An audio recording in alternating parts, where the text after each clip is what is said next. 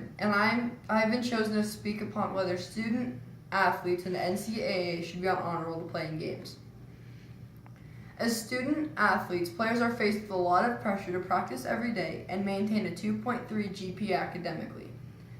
This is a lot of work, and not very many students could even attempt to juggle these two things.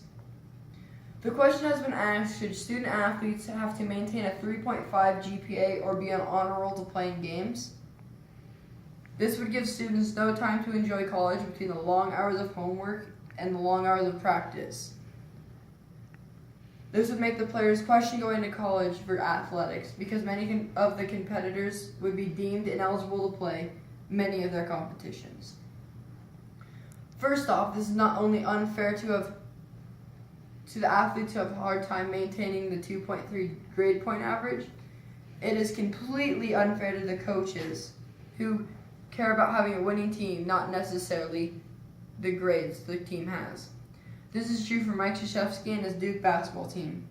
If this rule took into effect, it would have most definitely changed the outcome of the 2015 NCAA men's basketball tournament. In fact, 8 out of the 10 students would be ineligible to play, leaving the 2 lone national championship champions, Grayson Allen and Tyus Jones, to play. This would have changed the outcome significantly, and the team with the most talent should win, and grades should not affect that. The national average student GPA has gone up, but it is still well below the needed score to be on the honor roll. This means that more than 3/4 of the students, athletes in college, would be ineligible to play. To show you an example, going into the NCAA men's basketball tournament, approximately 340 players went in, and about 113 of those players would be ineligible to play. Of those 113 players, about 12 of those players would be on scholarships. This would be wasteful to the schools. Each Division I school can give out about 11 scholarships every year.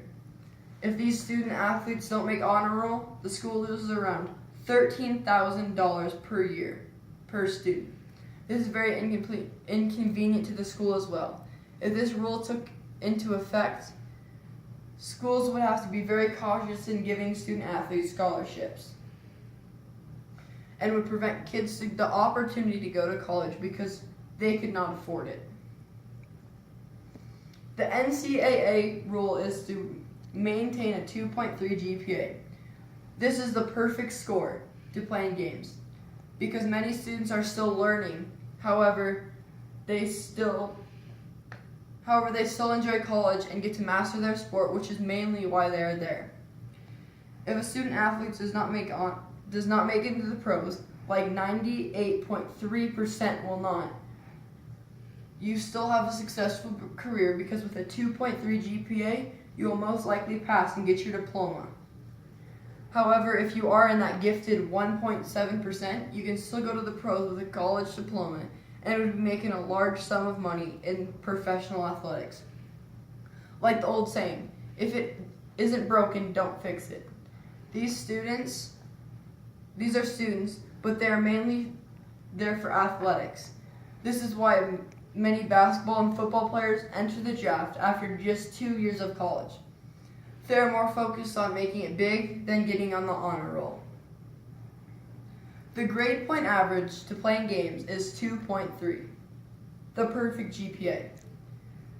These student athletes can get better at their sport and still get an amazing education with a diploma at the end if they choose to stay the complete 4 years. Did I also mention with the prices of college going up and the amount of scholarships going down that only athletes with the most skill on the court and the best grades in the classroom will get into an NCAA school? This means that either way, the students will have to have the grades to stay in college.